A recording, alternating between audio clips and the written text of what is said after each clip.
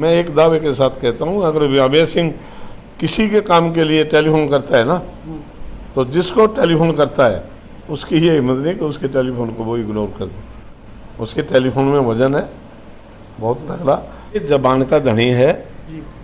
क्या चौधरी देवीलाल ने जो पौधा लगाया था, क्या उस पौधे में अभय सिंह चौटाला पानी डालने का काम कर रहे हैं? बिल्कुल कर रहा है और पानी डालेगा भी, उसके फल भी लगेंगे। भविष्य की बात करें तो क्या INLD है, क्या उभरेगी? उभरेगी नहीं, INLD का राज आएगा।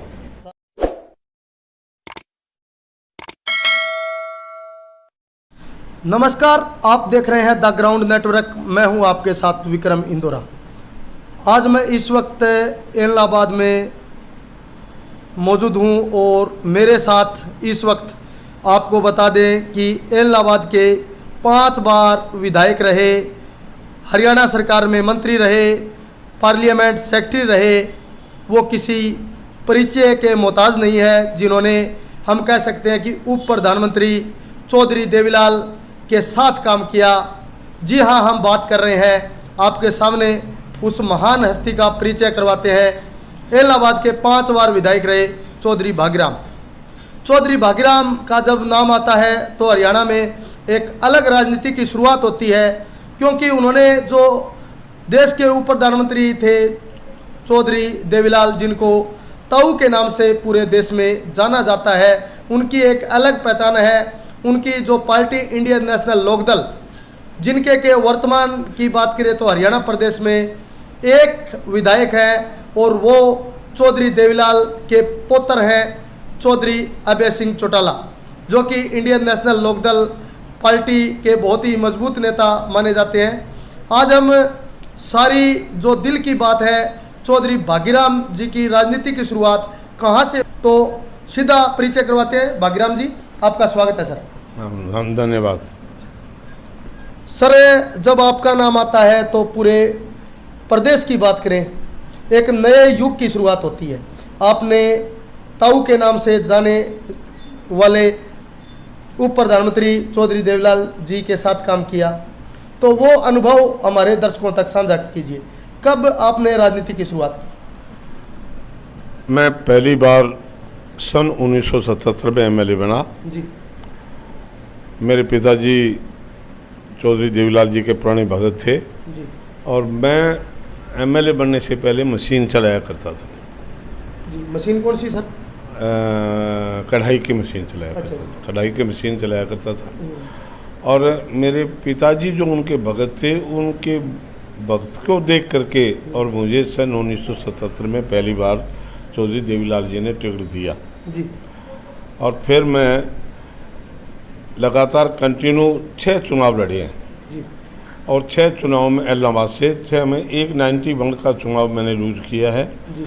और 5 चुनाव इलाहाबाद हल्के से मैंने चौधरी देवीलाल की मेहरबानी से चुनाव जीते हैं। जी। और बड़े बड़े लोग देने की, जैसे 79 में भजनलाल जी जब सेल परचेज करके MLA को लेके गए थे, उस टाइम भी बड़े बड़े लोभ और लालच दिए गए। पर मेरे दिमाग में एक बात ऐसी घर की हुई थी कि चौधरी देवीलाल ने जो बहुत बड़ा एहसान मेरे पे किया है और उन्होंने जो टिकट दिया है, उसको मैं कभी ज़िंदगी में भूलूंगा नहीं। इसलिए मैं जो जो लोभन दिए गए मैं उनको ठुकराता गया। हालांकि उस टाइम मेरे में कमजोरी भी थी। जी। घर भी कमज़ोर था, इतनी कोई ऐसी माली हालत मेरी अच्छी नहीं थी। आज तो चलो मैं चौधरी देवीलाल की मेहरबानी से ठीक है सौदा, पर उस टाइम बड़ी कमज़ोरी थी। और चौधरी देवीलाल जब दूसरी बार जब CM बनते हैं, उस टाइम मैं चौधरी देवीलाल की कैबिनेट में पार्लियामेंट सेक्रेटरी था। जी। और attach PWD minister, social welfare minister से मेरा अटैचमेंट था।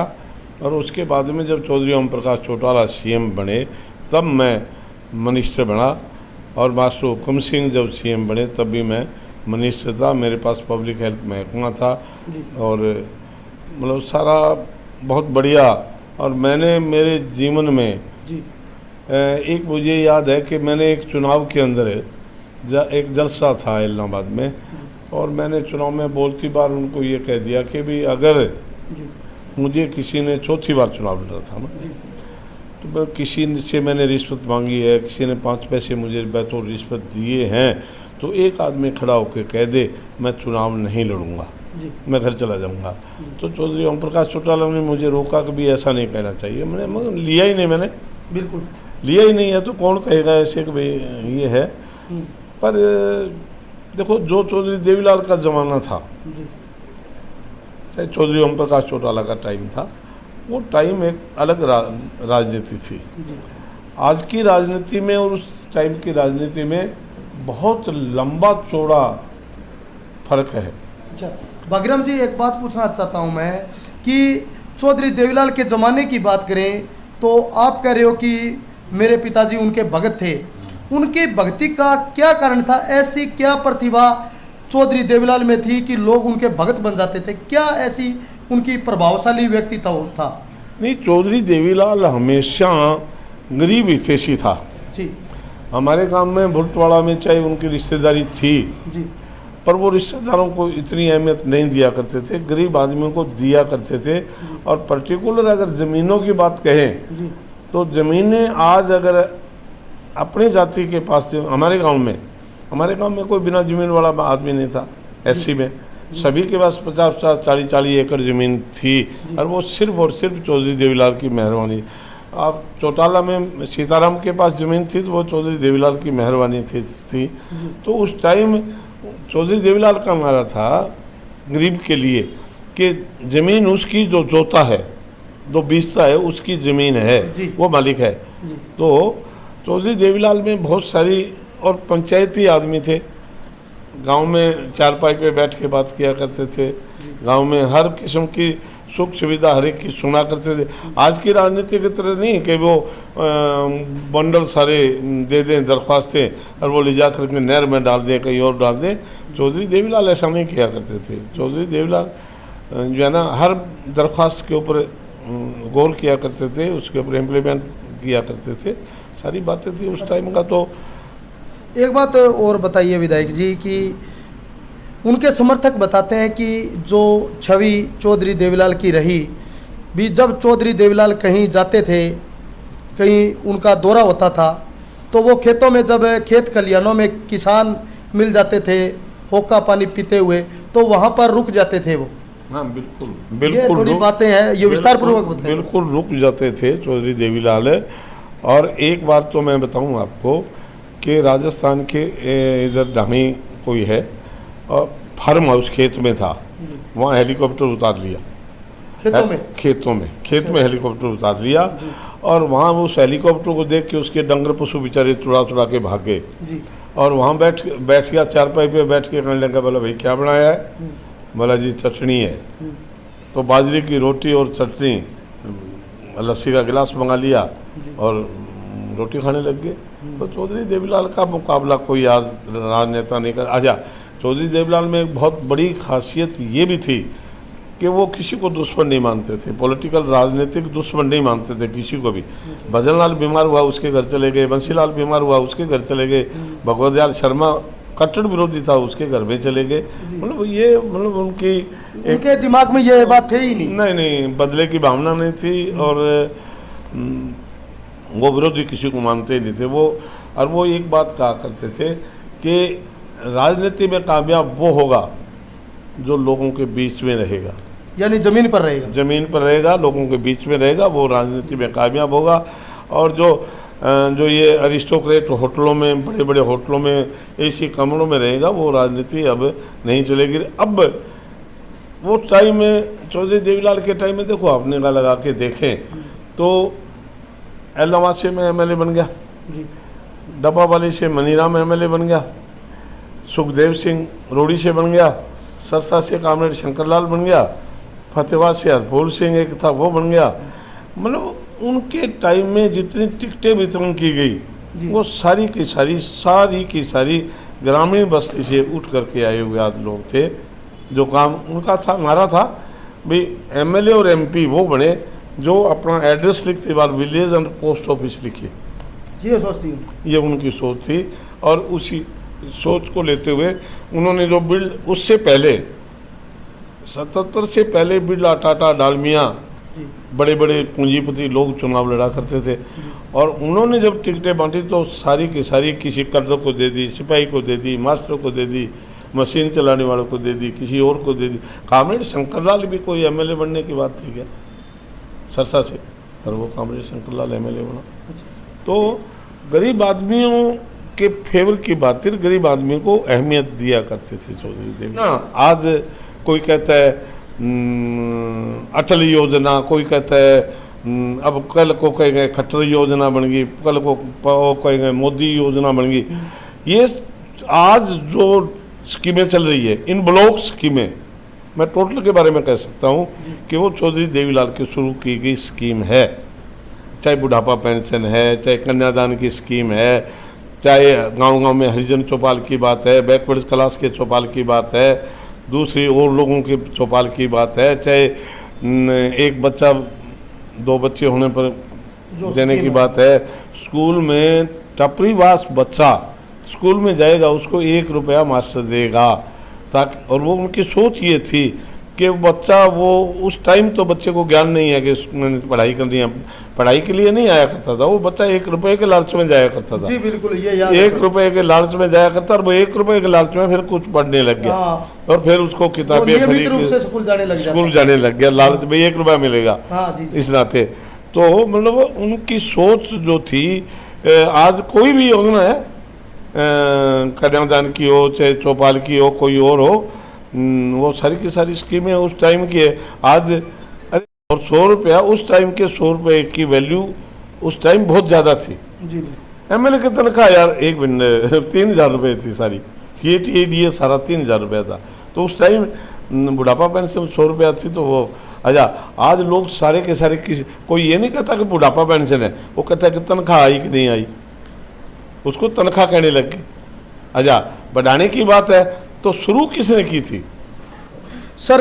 कि जो वर्तमान के अंदर जो सरकार है, क्या कहना चाहते? ये सरकार सही मायने में किसी की भी नहीं है, ये बहुत बड़े बड़े पूंजीपतियों की सरकार है।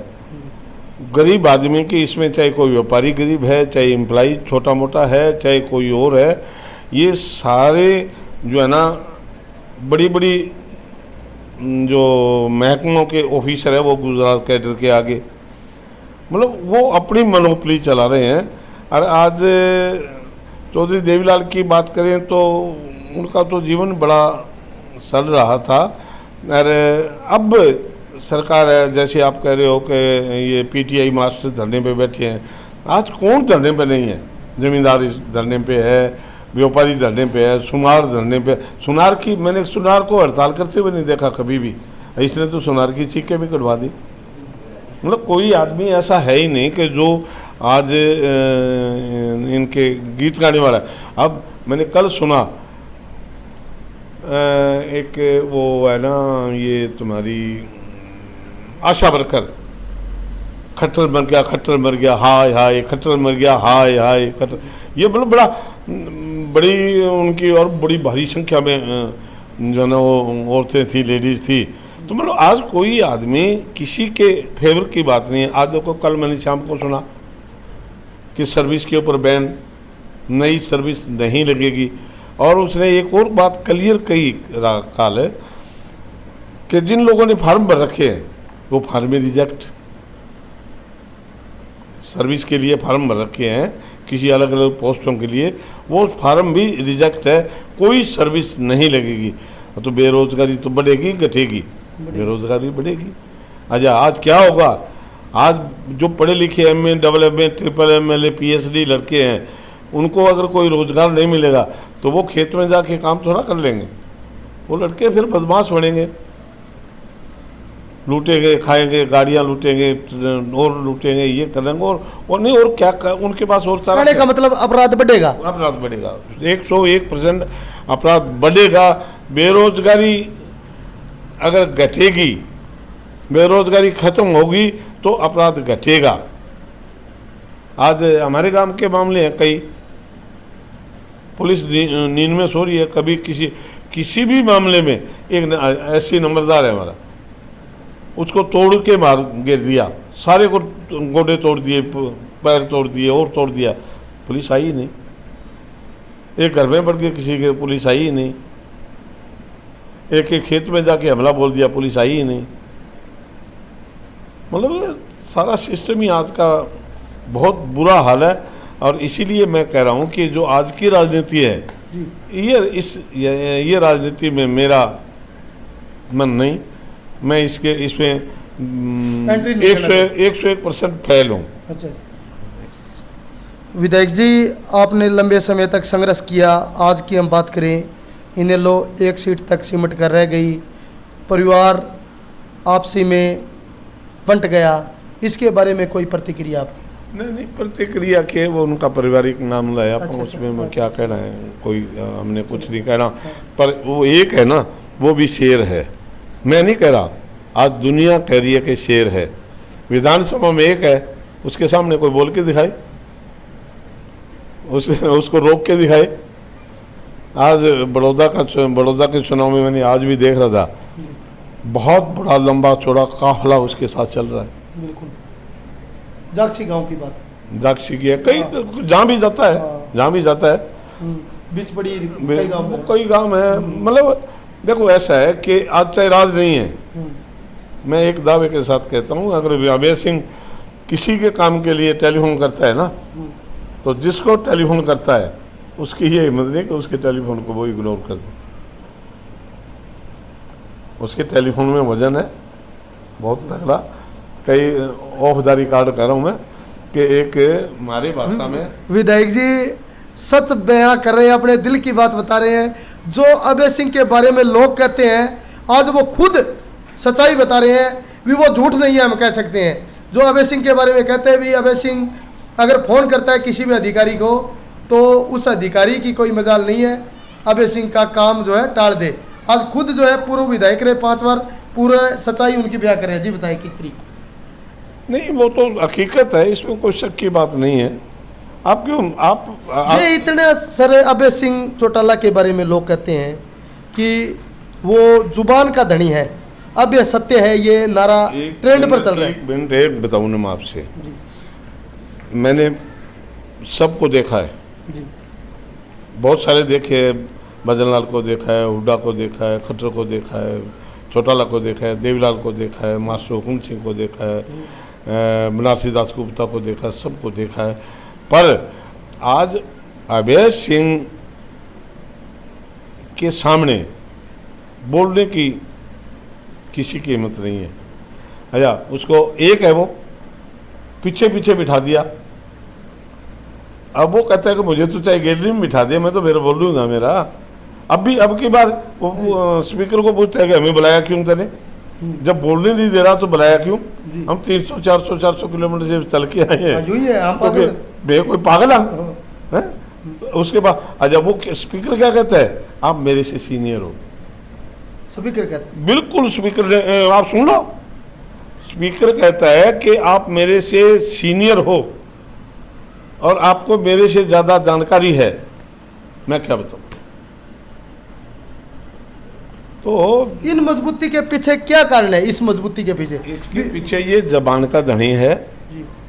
और दूसरी बात इसकी ये है, बड़ी खुल के बता रहा हूँ। अब कई कहते हैं ना कि भाई अब एक आदमी जाएगा, वो काम न होने वाला है तो वो जवाब दे देगा, होने वाला है तो बोला मिला टेलीफोन मिलाओ, नया होने वाला है उसका जवाब दे देगा। अगला कहते हैं यार मुझे जवाब दे दिया ना, जवाब ना देता कब जाए ना करता। तो वो कहता है, अब देखो मैंने ऐसे आदमी भी देखे हैं कि सिरसा में गए, सिरसा से फिर कहते हैं कि चलो आप चंडीगढ़ आ जाना, वो चंडीगढ़ गया, चंडीगढ़ के बाद कहते हैं चलो दिल्ली आ जा, दिल्ली जाते हैं तो कहते हैं ये तो काम सरसा का है, सरसा ही मैं कर लाऊंगा, वहाँ आ जाना। तो तेने मेरे चक्कर क्यों कटवाए है इतने? ये चक्कर नहीं कटवाता। अच्छा, जो होने वाला है वो हो जाएगा, नहीं होने वाला है उसका जवाब मिलेगा। बागीराम जी, अंतिम सवाल है, क्या अभय सिंह चौटाला में चौधरी देवीलाल की छवि कहीं ना कहीं दिखाई पड़ती है? बिल्कुल दिखाई पड़ती है। चौधरी देवीलाल जी तो देखो और किस्म के आदमी थे, वो पंचायती आदमी थे वैसे ही। और चौधरी अभय सिंह में एक क्या जो चौधरी देवीलाल ने पौधा लगाया था, क्या चौधरी देवीलाल ने जो पौधा लगाया था, क्या उस पौधे में अभय सिंह चौटाला पानी डालने का काम कर रहे हैं? बिल्कुल कर रहा है, और पानी डालेगा भी, उसके फल भी लगेंगे। फल भी लगेंगे। फल भी लगेंगे। अच्छा, भविष्य की बात करें तो क्या INLD है, क्या उभरेगी? उभरेगी नहीं, INLD का राज आएगा। राज आएगा, बिल्कुल राज आएगा। अगला चुनाव देखना आप। अब इस बड़ौदा को देख लेना, इसमें बड़ौदा में क्या होगा। आप देख रहे हो, एक है और कोई है नहीं, उसके बाप को अंदर कर रखा है, सारा कुछ है, तलवार लटकी हुई है उसके ऊपर, कभी कहते हैं कुछ है कुछ है। अच्छा, बहुत बड़े बड़े क्रिमिनल लोगों को छोड़ दिया, गुजरात के सैकड़ों हजारों लोगों को इन्होंने इस 80 साल की उम्र वाले मामले में छोड़ दिया, पर ओम प्रकाश चौटाला को नहीं छोड़ रहे। इसीलिए नहीं छोड़ रहे कि ये अगर बाहर आ गया और दोनों बाबू बेटो अगर हरियाणा में घूमने लग गए तो आपकी राजनीति बंद हो जाएगी। राजनीति बंद हो जाएगी, तुम्हारी जड़ें उखाड़ देंगे। इसीलिए चौधरी ओम प्रकाश चौटाला को छोड़ने रहे। देखो 80 साल की उम्र क्रॉस कर रहा है जी। एक। दूसरी बात है कि 70% हैंडीकैप्ट होना चाहिए, तो वो तो 80% हैंडीकैप्ट है। अच्छा, सारी बातें, अच्छा 1/3 सजा काट ले तो वो भी काट रखी है, मतलब क्या है। अच्छा, मैं एक बात पूछ रहा हूँ, जो भी कहते हैं कि भ्रष्टाचार में अंदर है, क्या भ्रष्टाचार है बताओ? कोई लेन देन है? किसी मास्टर से पैसा लिया? नहीं लिया। कोर्ट कहती है पैसा नहीं लिया, तो भ्रष्टाचार क्या है? सारी की सारी राजनीति है, और इसके खिलाफ राजनीति एक षड्यंत्र है। पहले हुड्डा का षड्यंत्र था, अब इसका बीजेपी का है। बहुत बहुत धन्यवाद। धन्यवाद। ये थे हमारे साथ एलनाबाद के 5 बार विधायक रहे, पार्लियामेंट सेक्रेटरी रहे, हरियाणा सरकार में मंत्री रहे, चौधरी भागीराम जी, जिन्होंने अपनी संपूर्ण राजनीति के बारे में बताया कि आज के दौर में किस तरह की राजनीति चल रही है। एलनाबाद के वर्तमान में विधायक अभय सिंह चौटाला के बारे में भी बताया कि उनको क्यों अभय सत्य है और क्यों जुबान का धनी उनको बोला जाता है, इसके बारे में बताया कि अभय सिंह चौटाला अकेला है, वो सब पर भारी पड़ रहा है। ये आपने विधानसभा में भी देखा होगा, और ये वर्तमान के अंदर जो बड़ौदा में विधानसभा चुनाव होने हैं, वहाँ पर जो जनसभा INLD की हो रही है, उनमें हम कह सकते हैं कि नुक्कड़ सभा में भी एक रैली जैसा माहौल दिखाई दे रहा है। इससे स्पष्ट तौर पर जो INLD का बढ़ता हुआ कुनबा, हम कह सकते हैं बढ़ता हुआ परिवार, ये स्पष्ट दिखाई दे रहा है कि अभय सिंह चौटाला वर्तमान की अगर बात करें तो बड़ी मजबूती के साथ आगे बढ़ते हुए दिखाई दे रहे हैं। ये वीडियो आपको मोटिवेशन देगा कि किस तरह चौधरी देवीलाल का जब इस देश के उप प्रधानमंत्री हुआ करते थे, हरियाणा के मुख्यमंत्री हुआ करते थे, उस दौर की राजनीति कैसी थी, आज के दौर की जो जहरीली राजनीति हम कह सकते हैं वो कैसी चल रही है। इन संपूर्ण बातों की जानकारी एलनाबाद के 5 बार विधायक रहे, पार्लियामेंट सेक्रेटरी रहे और हरियाणा सरकार में मंत्री रहे चौधरी भागीराम जी ने हमारे को दी है। हमें उम्मीद है कि ये वीडियो आपको ज़रूर पसंद आएगी। सहयोगी जोगिंदर शर्मा के साथ मैं विक्रम इंदौरा, मिठी सुरेरा, एलनाबाद।